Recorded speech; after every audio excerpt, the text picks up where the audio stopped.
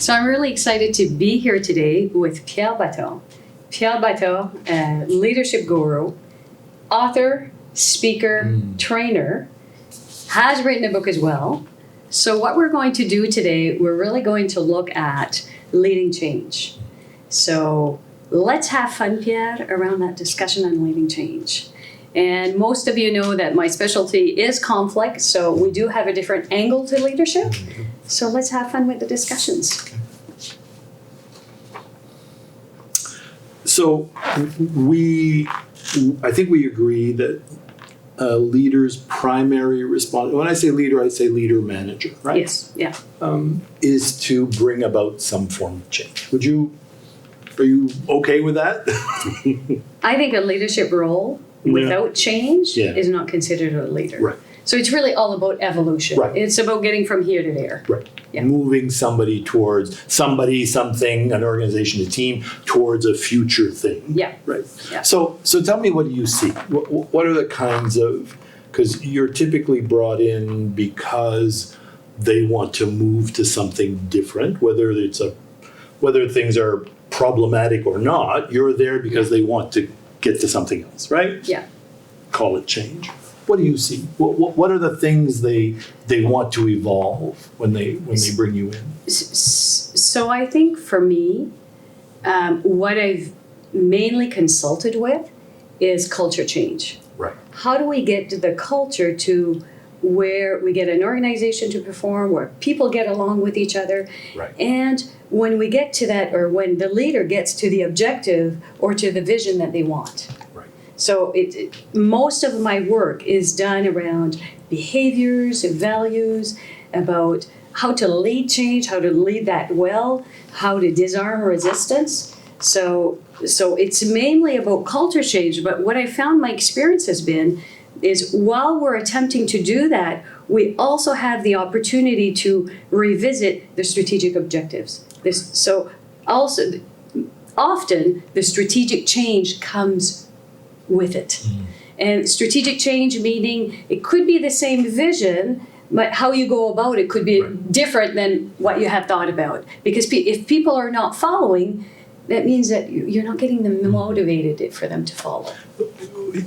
Are the drivers for them internal? Is it founders, owners, managers, and leaders who simply need and want it to be different? Or is it the marketplace or competition or technology? Where are the drivers for change coming from in the work that you do? Internal or external, I guess, is my first curiosity. I think for me, the drivers are when they're in a state of conflict, when they're in the state of they're not getting to what they want. Right. I think for them, that would be the biggest driver. Right. And then I would say a driver is when they look at the marketplace or when they look at other organizations and other organizations appear to be doing that with a better flow or appear to be getting better results, that they want that as well. So I think it's a bit with the market, it's a bit with them. And I think most leaders have, I'm going to say, a goodwill intent where they want their employees to be on the bus, where they want the employees to be engaged as well and motivated. Right. So to your point, right? It's either a culture piece where they want the engagement thing to look different, or, and I don't do a lot of work in organization like you do, but the little I've done is also technology sometimes is the piece, right? Yes. Or in the public sector, legislation, right? So external things are happening. Yeah. And to your societal things are happening. Where we now need to shift. Right. And they, while well-intentioned, may not have the tools or abilities to get there. Right? Is that a fair? Yeah. Yeah. And is it your experience that they go so willingly? Oh God, no. So the leaders do that, right? Or do they? Oh no. Oh, not even. No, not even. I think the leaders want to get there as quick as possible, as painlessly as possible. Right. And I think part of the reason that they haven't gotten there is because of a certain skill set. or a lack of a competency. And whether it's a competency of not addressing resistance, whether it's lack of competency in communicating, or maybe around clarity. Sometimes it's really, when I speak to executives or leaders, it's very clear in their mind where they want to go. And then I speak with employees, and then it is not that. And sometimes I found that the behaviors as well do not necessarily align where you want to go, whether it's from a leadership component or a behavioral component or employees that are following. So they have a sense of where they want to go. It's the how that they're struggling with. They're really struggling with the how. Right. And there are some that the sense of where they want to go, sometimes leaders are not necessarily clear. So sometimes the clarity, I'm going to say, is somewhat there. They have an idea, but the idea is not developed to the point that the picture is clear. Right. So then makes the articulation of it more difficult. I remember, and I'm wondering if you've seen this too, it's the notion that I know it needs to be different, right? I'm not sure I can articulate, right? I'm not sure I can articulate the what. What it looks like. Not even, you're right. I'm not even clear on the what, says the leader manager. But boy, it can't be this. It can't be where we are now. And I found that the driver for those leaders is not necessarily in that awareness of, I know it needs to be different. The driver is really, I know it cannot exist. Okay. So it's the awareness piece is there, and they keep doing the same behaviors. Right. And all of a sudden, something happens where it's more intense. And then they go, okay, now my driver is that it's so painful that we need to shift. Right. How do I shift? How do I shift out of there or to something new that I found? Has it been your experience that that leader, manager, owner, founder I guess you said it, you already answered my question, that they're kind of ahead of where their folks are, right? Yes. Right? So because they've been thinking about it, they've been there for a while, they've considered what it might look like. They might not be clear, but they know, right? Mm-hmm. They know it needs to. They're on that path. They're on the path. The employees are not on that path. And that's my experience. My experience is that that's one of the biggest gaps and the impatience and frustration of leaders and managers who say, by the way, why aren't they getting it? Why aren't they as excited as I am? Right? Why aren't they? I've explained it to them, and yet they're not where I am. And that's been, I don't know if you've seen that or not. My God, I've seen that. And usually what I tell leaders, I talk about the rule of 7. And they go, oh, what's that rule of 7? Right. And I say, you've got to articulate it 7 times to the employee. Very differently. So not the same 7 times, because sometimes, so articulate it in ways that it makes it about them as the employee wanting to change. Right. So I call it the rule of 7. So if you articulate it once, that means that you as a leader, okay, for you to articulate, you've thought about it for the last 6 months to a year or 18 months or 2 years. But the employee is the first time that they're hearing it. Mm-hmm. So for them, the change is going to happen within the 6, 12, 18 months. Mm-hmm. And I said, then it becomes consistent. How do we be consistent in our messaging with the leadership team to get them to be excited about what's coming? Because most people, and leaders and employees, they don't necessarily like change that much. Humans, we are habits of creatures. Mm-hmm. Or creatures of habit, I think I said that differently. Mm-hmm. And most of us, either have breakfast. We know that we have 3 or 4 options for breakfast. We eat the same things for breakfast. Well, when you go to work, you get comfortable and confident in your role. And all of a sudden, your role changes. And if you don't know the why and what's in it for you, chances are the leader's going to get a lot of resistance. Yeah. And sometimes, whether it comes from politically based or from the marketplace, or it doesn't depend. It doesn't matter what the driver is. Mm-hmm. I found that either way, the employee is going to resist when there's nothing in it for them, or when they can't see that there's something in it for them. Yeah. Yeah. And I have an example where I had an employee that was really fighting technology. Mm-hmm. And there was this technology that would be helping them, because they were pen and paper, they were still pen and paper, that would be helping them in saving probably about 20 to 30% of their daily tasks. And they didn't want to get trained, and during the process, they were really bitter and they were resisting. And 3 months after the change, they said, oh my God, this is so much fun. I can now do something that I enjoy more, but without forcing the change, I didn't know. And even though they told me the benefits of the change, it's getting to a new habit, getting them comfortable in a new habit. And there I found that the capabilities of a leader to be patient, to stay en route with where they're at, understanding that it is part of a new routine. You're creating a new habit. So. Yeah. I think you and I go about this work a little differently. You're in organization more than I am. And you're quoting Cotter's work, right? Cotter, who said that the evidence shows that leaders typically under-communicate by 7. Yes. And the various channels. The other piece that I find interesting in Cotter's work is the notion of, we said it a while ago, leader manager is further ahead and impatient about how long it's taking people to get there. To get there, right? But what I find fascinating is the notion. I've seen really effective change leaders and managers like you have. I know there's one chap. He was on, and it was part of, Cotter says, creating the burning platform where people actually want to move forward with you, right?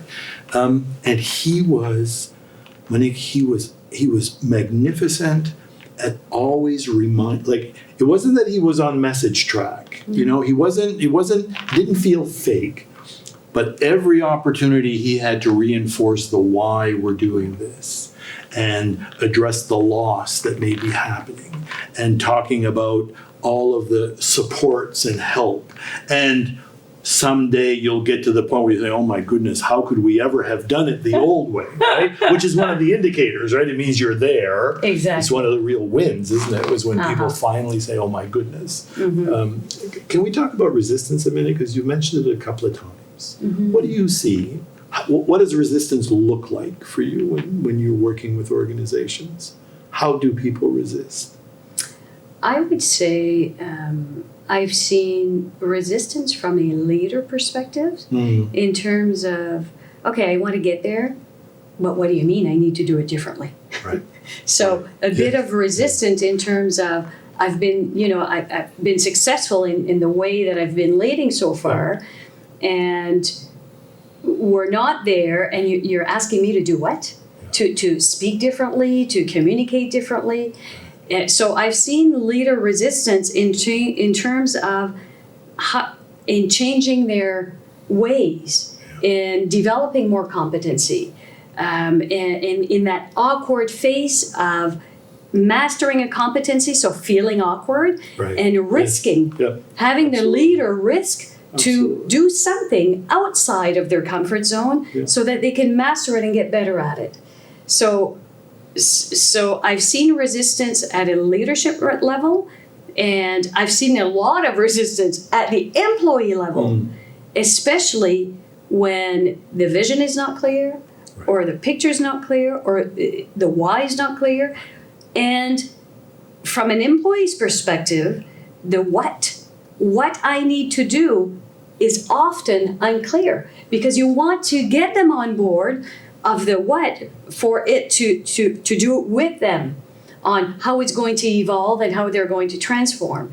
And there are some people that it's very difficult for them to start shifting and opening their mind into letting the old, like the loss, letting the old way of doing to building a new way of doing that they can be even more motivated to do, and it can be easier for them. So I've found a resistance in terms of newness, in terms of new vision. I've found a resistance in new leadership styles, because sometimes there's new leaders that are coming on board that are want to shift it in a different direction, and there are some individuals that I found, some employees, some are very open to change and some are less open to change. So those are opportunities for leaders to pinpoint which employee can I can I support for them to help the team to get there, whether it's quicker or whether it's faster. But sometimes it just takes patience, and it takes time to develop a new routine. Yeah. Question. I'm interested when you said, because we sometimes think of resistance in terms of staff and employees. So I find it interesting that leaders and managers can resist. And I, when I do some work around this with from a training perspective, right? There's some great work that was done years ago around, your style of leading change is somewhat connected to how you deal with change, period, right? So this author kind of said originators kind of live for, they need it and want it to be different. As you've met those managers, right? It's like we need to do something better and differently. Continuously. Right? All the time, right? And that can create stress. and which often doesn't, and then it's kind of nonstop right? The pragmatist, which is the largest group, which is common sense. If you show me the reason that this makes sense and you give me time to get there and you support me in how I'll get there, I'm pragmatic, and you tell me my life is going to be better and easier and it's good for all of us, I'll probably get there, right? And then there are conservers, right? To your point, there are people who are just like, it reminds me, I need to tell you a quick story. There was this middle manager in healthcare, and every Sunday afternoon she'd go for a walk in the woods. And every Sunday afternoon she'd be in the woods, and she was relatively new with her role. And every Sunday afternoon she'd say, this process needs to be different, or this approach needs to be. And then she'd walk into the Monday morning staff meeting, right? So what's going to happen. She'd walk in and say, I've been on the trail, and I've been thinking about this, and I've been thinking about this, and what if we did this, and what if we did this? And we're talking about resistance, right? Because I think of resistance in terms of it's passive or it's active. The passive stuff is you don't see it. It's underneath and it's attitudinal. Well, she didn't have that problem. The resistance was people would, around the table would just push away from the table, and they would, right? She was miles ahead of them, right? Yeah. I had nothing to do with this, but she did some smart work in leading change. She came back and she took, and you'll relate to this approach. She would come back on Monday morning, and all the staff are going, okay, what's next? She's been on the trail, right? Oh no! Right, and she would show up and she'd say, have you wondered whether or not our process with our patients that we've had for a number of years, I'm wondering if that's serving our patients as well as it could be, and if it's as efficient for us as it could be. And then, without skipping a beat, she would say, Monique, no disrespect, I know you built that process with your colleagues 7 years ago, and it's been fantastic. Managing loss, right? Managing loss. Monique, this is not a reflection on your good work. I'm just wondering. And she'd leave it there, and she'd move on to another item. Next week, she'd come back. Have you thought any more about the process with, right, getting people the chance to think about it and catch up? And they'd have a little bit of conversation, and you could see people were kind of, I guess we could, and then she'd shut it down again. And she tells it that by the third week, people are going, well, when can we look at this, right? Because people had caught up. She managed the loss. And she just allowed people that time to kind of go from, because quite frankly, she would show up on those old Monday mornings and people are sitting there saying, I didn't even know there was a problem. Why are we having this conversation, right? So just that for me, that was a real lesson, right? She was already planting seeds. She wouldn't let the conversation go quickly. She would not put them in a situation where everybody was just back against the wall and would give them time. Now, you don't always have that time, right? You don't always have time to kind of Well, I think what you're talking about is time. Change does take time. Sure it does. Leading change takes longer than you think. Longer than right? you think. Yeah. And I think most leaders want it done quicker. And I think in some of the sessions that we've co-facilitated together and some of the work that you've done, you've talked a lot about taking the time that it needs to integrate and taking the time for employees. There's some that you need to nudge, and there's some that'll be drivers, But the time element is something that leaders need to put into, I'm going to say, put into practice when they're leading change. And you talk about that really well in your sessions. Pierre, in the last 10-15 minutes that we've discussed, you talked about how you and I work differently when we're working with leaders around change. Can you talk to me more about your approach, about how we would work differently? Well, I think I'm very mindful of the fact that I don't pretend to have expertise around what I would call change management in terms of process or roadmap or the kind of mechanics of managing change. So certainly when I'm working with leaders, and I think to some extent you do the same thing, it's more about their role as a leader, as a change leader, and how they engage their people, how they manage resistance, which we talked about, and less about what I would call pure change management, which is the pathways they need to create, the tools they need to use. That said, I'm a big fan of anybody who is facing those kinds of transformations to have some kind of a map. I mean, they need to have, I'm partial to Cotter's 8 steps.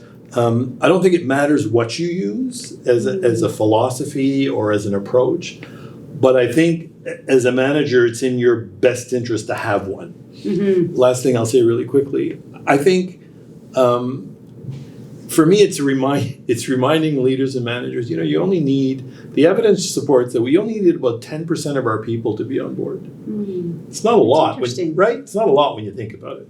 And so from a change leadership point of view, if you're focusing on that 10%, because that then creates the ripple effect, right? And exactly. It creates, right?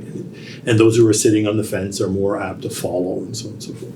So I think my approach is grounded on having more work around leading change than managing change.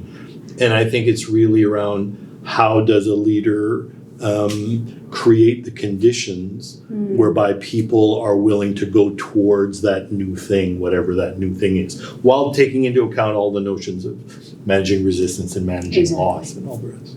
Exactly. Can you give me an example where you've worked either with a client, a leader, where you've seen the change and the benefit of going through that hard time of leading that change? Yeah. I think certainly a lot of the work that I've done has been around structural change. I think you've done that too, right? Where and sometimes we're brought in a little late, right? So the manager, the leader, the CEO, the owner has encountered enormous resistance. And largely, in my experience, where I've been brought in is because they weren't very inclusive in their approach, right? They dictated the change to some extent, and genuinely felt that everybody would go, oh, this is a wonderful thing, right? And they were largely right. The change was positive. But as we talked about, it's human dynamic to resist and to be, what am I losing? What's in it for me? And also this notion of having change leaders understand the fundamentals in a new structure where I've worked, especially where people are going to change roles. They're going to take on new tasks. They're going to do things that are different. You and I have talked before. I mean, people fear the unknown, yes, but what they really fear is being incompetent. Yeah, the competency. Absolutely, right? Not knowing how. And remember now, I've been competent. I knew how. In my old role. Everybody knew I was competent. My family knew my clients knew I was competent, right?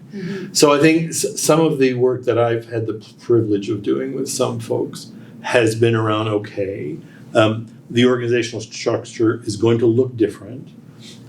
Maybe the first attempts to explain it and bring people on board was a little bumpy. How do you reset that? How do you get people involved to some extent in helping them define what the role might be, at the very least what the how will be, right? In terms of maybe the what they're going to be doing is fairly defined. Maybe you're having, Monique, you're now going to be in this role. Yeah. And I think where I've had where I've seen leaders have success is when, even if those things are fairly defined and prescribed, to still give the individual some maneuverability around exactly how they're going to do the role. And then lastly, it's getting at that fear of incompetence thing, right? And I think it's more than just cheering them on and saying, you can do it. I think it's more than that, right? It's showing them, it's helping people understand that they've done similar work before. It's investing in training and coaching and mentoring and all those things. And I think to follow up on that, where I've seen leaders or professionals go into a leadership role, and that's where a lot of the transformation, or a lot of the people, you talked about feeling competent in your professional role, and all of a sudden you get into your leadership role, and leadership skills are very different than your known professional skills. So all of a sudden, what worked in their professional environment doesn't work as much in the leadership environment. So, and then they have to lead change as they're advancing. So I'm sensing that's a great point. You know, I've seen some, you have too, I'm sure, where people literally move into a new role, and they're told when they go in, don't change a thing. Right? You're moving from being an individual contributor to leading a team, but the processes are the same, everything is the same, the mechanics are the same, right? More often than not.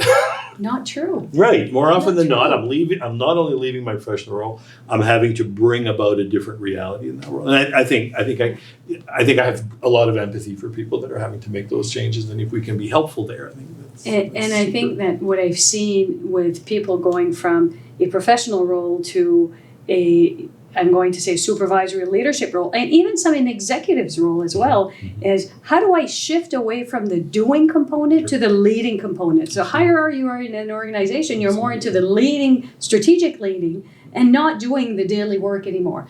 And the brain in the past has stuck with, I've been really successful for the last 15, 20 years doing, now leading. I don't have that full success yet. So it's putting themselves in a vulnerable place. That you found. Sure. No, I love it. Now, when I read your book, really interesting. In part 2 of your book, it really talks about knowing the course and staying the course.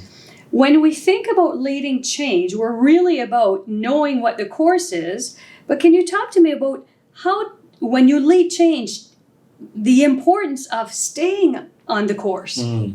Because that is where I have found in my practice that leaders have more of a hard time. So they communicated at the first, and then they assume that, okay, so I've communicated, I know what the course is, and then I continue doing my leader's work, but the employees they're struggling, not necessarily staying the course. So can you talk about that leadership component and that change management component? Yeah, I think, we've talked before, and we mentioned earlier in this session, the notion of how I move from absolutely knowing what I'm doing into something that's different.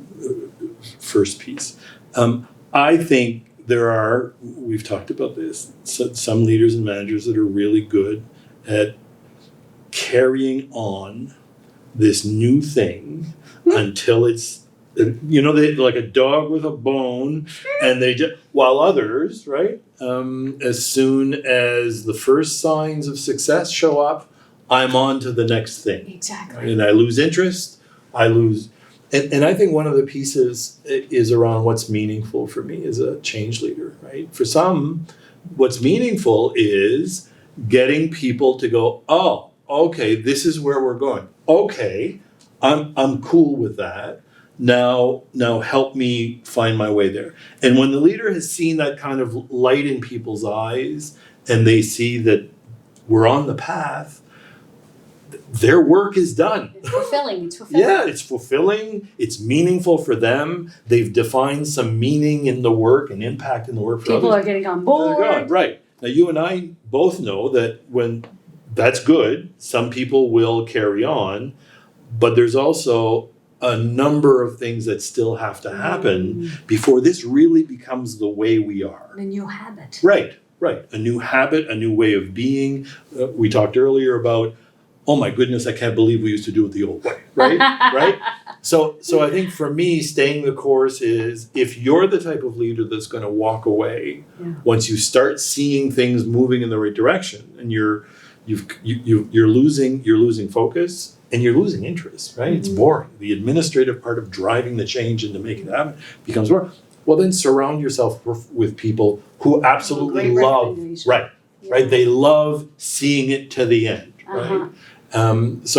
Because that's what's meaningful for them. So I think that for me is what becomes important in deriving meaning on a change management, change leadership team.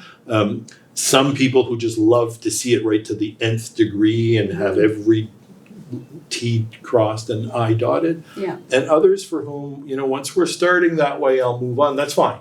Yeah. Right. But just know where you are, know what's meaningful for you. I like that. Surrounding yourself by, I'm going to say, that the delegation can be done in such a way that people don't notice. Yeah. Because I think, and you've seen this, right? The person who's really great at the front end of this, right? Yeah. Creating the vision, getting people excited, getting people on board.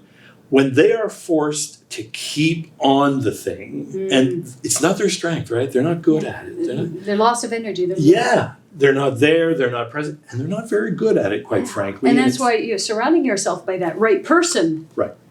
Does. Right. See, so I think we do ourselves no service. The notion of, you and I have talked about this before, the notion of meaningful work in part being my ability to use my strengths.